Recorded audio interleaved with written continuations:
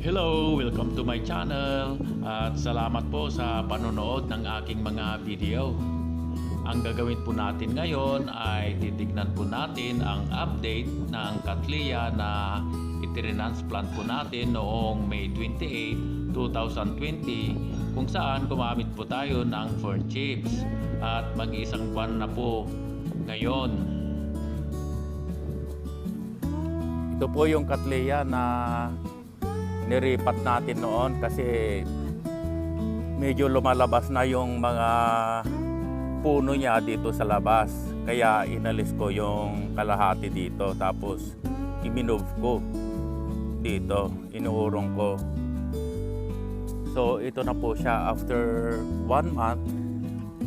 Maganda na ang mga root system niya.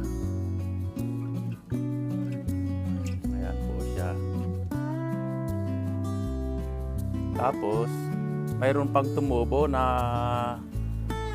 isang bulb niya.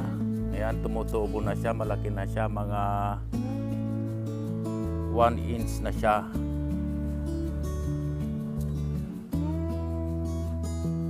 Para sa akin, maganda talaga yung fern chips.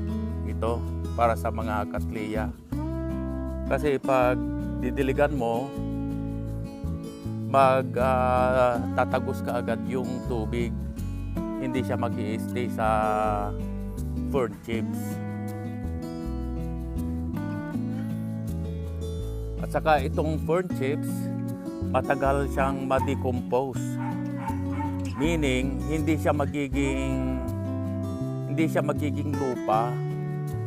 Kahit na ilang years, hindi siya magiging lupa. Like yung nung i-transplant natin ito, buo pa yung mga fern chips nung inalis natin itong Cattleya sa pot. Kasi nga kahit ilang years siguro, kahit na 10 years itong fern chips, hindi siya ma-decompose, matagal talaga siya. Yung i-transfer natin noon, 2 years na yun, pero 2 years na yung fern chips pero hindi pa rin siya nabubulok. Kaya maganda talaga ang fern chips. Saka ang kagandahan ng fern chips kasi hindi siya nadidecompose kaagad. Hindi tayo transplant ng transplant. Kasi pag nadidecompose na yung medium, kailangan na nating i-transplant kasi magiging lupa na siya at hindi na maganda ang pagiging pag-roots nung Cattleya. Kaya para sa akin, pinakamaganda talaga itong fern chips. At ito rin yung mga ibang Cattleya ko, puro fern chips. May patong lang na kunting uling. Pero ang main na medium niya ay fern chips yan, mga fern chips yan. Ito bagong sibol ulit. Ito, mga fern chips. Ayan.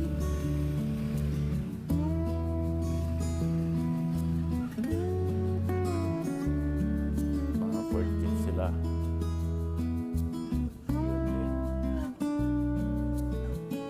Halos lahat ng mga Cattleya ko ay sa fern chips ko talaga tinatanim.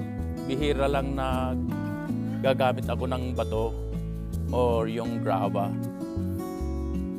Like ito. Ito yung pig's hair. Maganda yung bulaklak nito. Kaya lang napabayaan ko kasi nakalimutan ko sa under the sun kaya nagganito. Pero pinutol ko. Pero okay na siya. May bago na siyang magandang leaf na tumubo na. So ito naman ay bato lang ang gamit ko. Bato. Maganda rin ang bato kasi hindi madidecompose.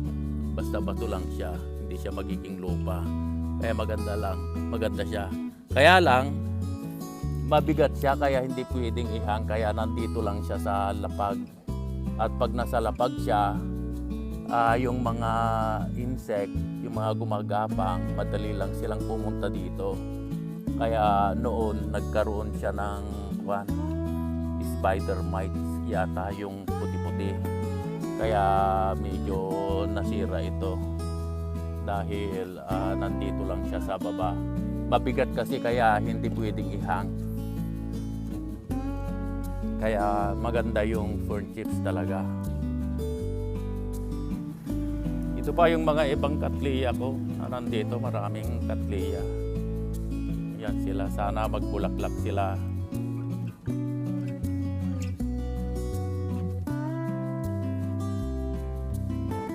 Maraming mga lumalabas na sheet sila.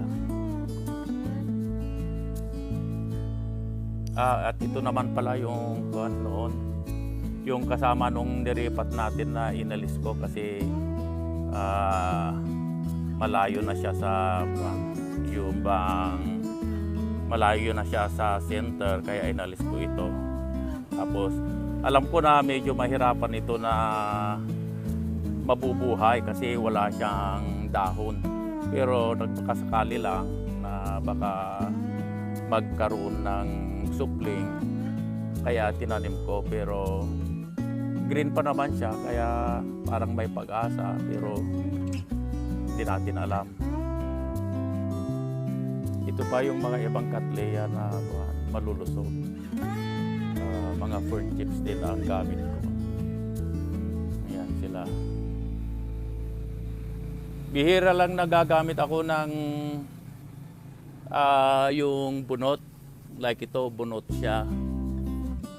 Pero ang bunot kasi, maganda naman ang bunot. Kaya lang, madali siyang ma-decompose.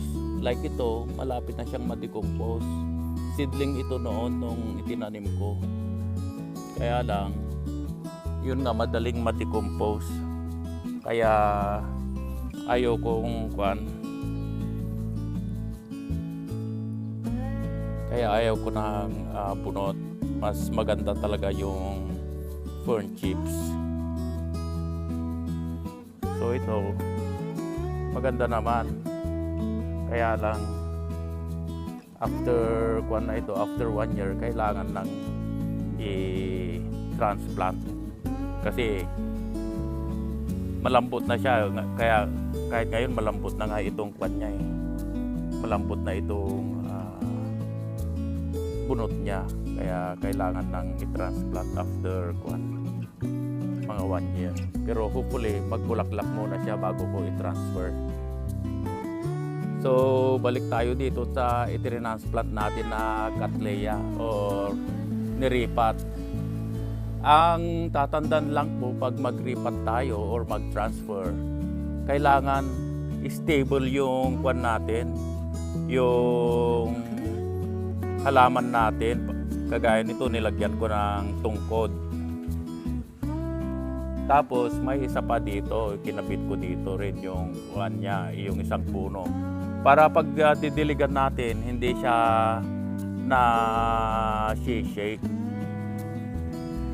Kasi pag na-shake siya at may roots siya na lalabas, madidisturb po siya. Kaya yun po ang isang magandang technique na maipayo ko para sa mga pag-transplant, na kailangan stable talaga yung halaman na itra-transplant natin para hindi ma-disturb yung roots. So yan lang po ang update nitong Cattleya natin. Siguro pag mag-update ako nito pag magbubulaklak na. Wala pang, may dati na itong sheath na ito, pero parang wala siyang bulaklak, sheath lang siya. Kaya puputulin ko na yan. Okay, salamat po sa panonood ng aking mga video. At paki-subscribe po sa channel ko pag hindi pa kayo nakapag-subscribe, para ma-notify kayo sa mga upcoming videos ko pag mag-upload ako. Sige po, at sa ulitin po, maraming salamat. Bye-bye!